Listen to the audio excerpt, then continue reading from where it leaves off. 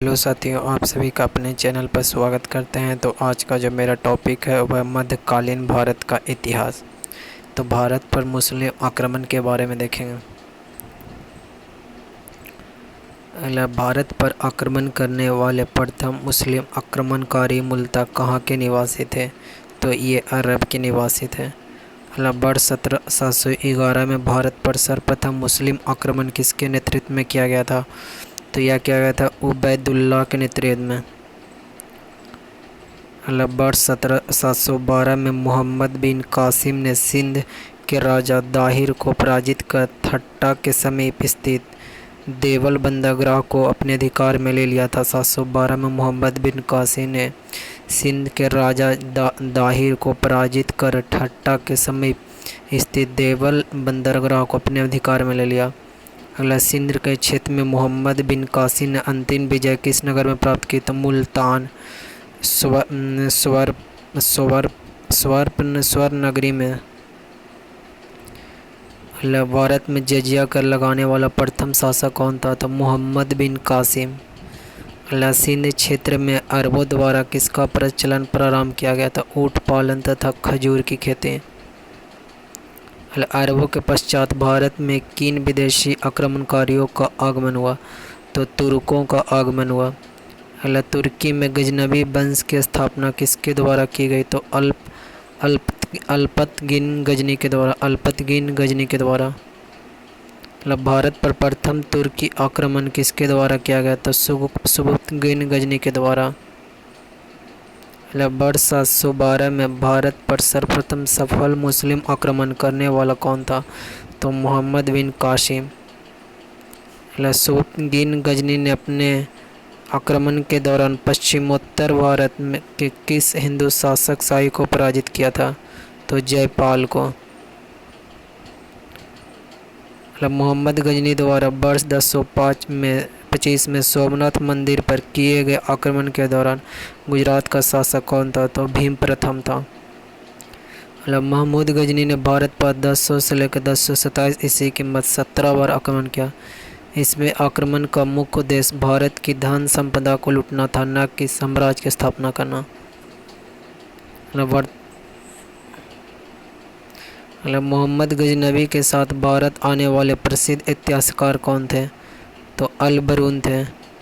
अल बरूनी द्वारा किताब उल हिंद, उत्वी द्वारा किताब उल यामनी तथा फिरदौसी पूर्व का होमर द्वारा शाह नामक पुस्तक की रचना की गई।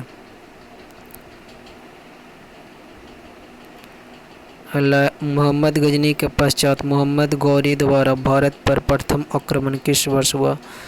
तो वर्ष 1175 में मुल्तान।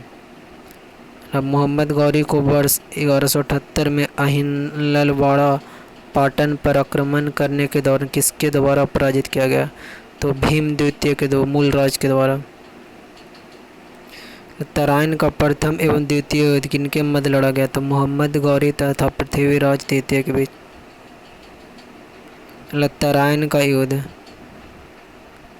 प्रथम 1151 में मोहम्मद गौरी पराजित हुआ। द्वितीय में 1152 में मोहम्मद गौरी विजित हुआ, विजय हुआ। अगला मोहम्मद गौरी ने कनौज के शासक जयचंद्र को किस युद्ध में पराजित किया? तो चंदावार का युद्ध 1194 ईस्वी में। मोहम्मद गौरी के साथ भारत आने वाले प्रसिद्ध सूफी संत कौन थे? तो शेख मोइनुद्दीन चिश्ती। सिखों पर देवी लक्ष्मी की आवृत्ति का कृत्य किस मुस्लिम शासक द्वारा बनाए गए? तो मोहम्मद गौरी के द्वारा। बख्तियार खिलजी मोहम्मद गौरी का एक साधारण दास था जिससे बंगाल और बिहार पर विजय प्राप्त की। इसने अपने आक्रमण के दौरान नालंदा एवं विक्रमशिला विद्यालय को नष्ट कर दिया। मोहम्मद गौरी की मृत्यु के पश्चात उसके साम्राज्य पर किन 3 गुलामों द्वारा नियंत्रण स्थापित किया गया? तो यल्दौज, कुवाचा तथा कुतुबुद्दीन ऐबक द्वारा।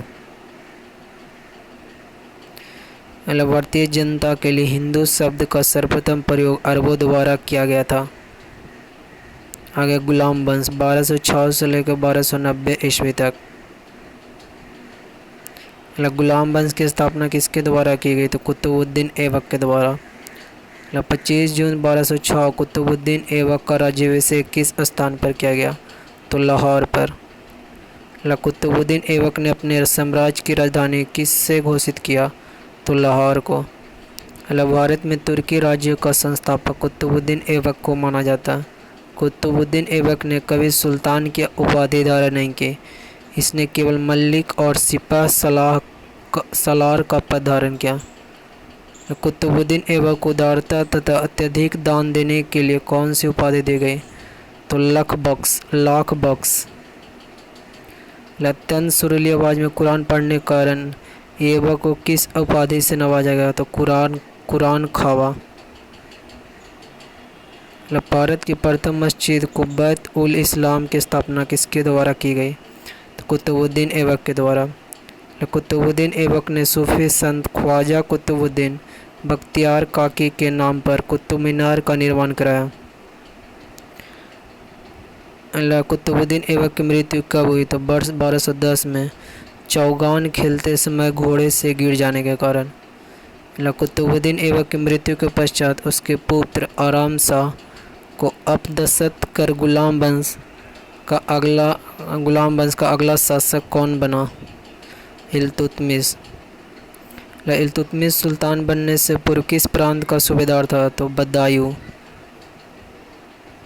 दिल्ली सल्तनत का वास्तविक संस्थापक किसे माना जाता है? तो इल्तुतमिश को। इल्तुतमिश दिल्ली सल्तनत का प्रथम सुल्तान था जिसने दिल्ली को अपनी राजधानी बनाई तथा बगदाद के खिलाफ खलीफा से सुल्तान की उपाधि प्राप्त की। इल्तुतमिश ने 40 योग्य तुर्क गुलामों को मिलाकर किन दलों का गठन किया? तुर्कान-ए-चहलगानी को, जिसका चालीसा दल। मंगोल आक्रमणकारी चंगेज खां भारत के उत्तर पश्चिमी सीमा पर किसके शासन में आया? तो इल्तुतमिश के शासनकाल में। इल्तुतमिश ने भारत में इक्ता व्यवस्था का प्रारंभ किया। इक्ता एक अरबी शब्द है जिसका अर्थ है भूमि को लेने वाले इक्तादार कहलाते हैं। 1236 में दिल्ली सल्तनत की गद्दी पर बैठने वाले प्रथम एवं अंतिम मुस्लिम महिला शासक कौन थे? तो रजिया सुल्तान। रजिया को सुल्तान बनने के पश्चात गुलाम याकुत को किस पद पर नियुक्त किया गया? तो अमीर-ए-आखुर पर। रजिया सुल्तान के विद्रोही अमीरों ने रजिया की हत्या करवाकर किसे दिल्ली सल्तनत की गद्दी पर बैठाया था? बहराम शाह को। बहराम शाह के कार्यकाल में नायब-ए-मुमालिकत पद का सृजन किया गया जिसमें संपूर्ण अधिकार निहित होते थे। इस पद पर सर्वप्रथम एतगिन को नियुक्त किया गया। दिल्ली सल्तनत के किस शासक ने बलबन को नायब-ए-मुमालिक पद पर नियुक्त किया? तो नसीरुद्दीन महमूद को। बलबन को अलुग खां की उपाधि किसे ने प्रदान की? तो नसीरुद्दीन महमूद ने। दिल्ली का सुल्तान बनने के पश्चात तुर्कान-ए-चहलगानी को किसने समाप्त किया गया? तो बलबन ने।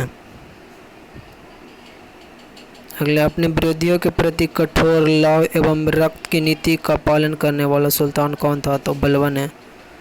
बलबन प्रथम सुल्तान था जिसने राजतत्व के सिद्धांत का प्रतिपादन किया। उसने राजतत्व को नियाबते खुदा ईश्वर द्वारा प्रदत्त तथा राजा को जिल्ले इलाही ईश्वर की छाया का सिजदा एवं पैबोस प्रथा को अपने दरबार में परिणाम करने वाला सुल्तान कौन था? तो बलबन। बलबन ने किस नाम से एक सैन्य विभाग की स्थापना की? तो दीवान-ए-अर्ज। गुलाम वंश का अंतिम शासक कौन था? शमसुद्दीन क्यूमर्स। आगे है नसीरुद्दीन मोहम्मद एक शांत स्वभाव वाला व्यक्ति था। इतिहासकार सिराज ने इसे दिल्ली का आदम सुल्तान कहा। वीडियो अच्छा लगा चैनल को सब्सक्राइब करें।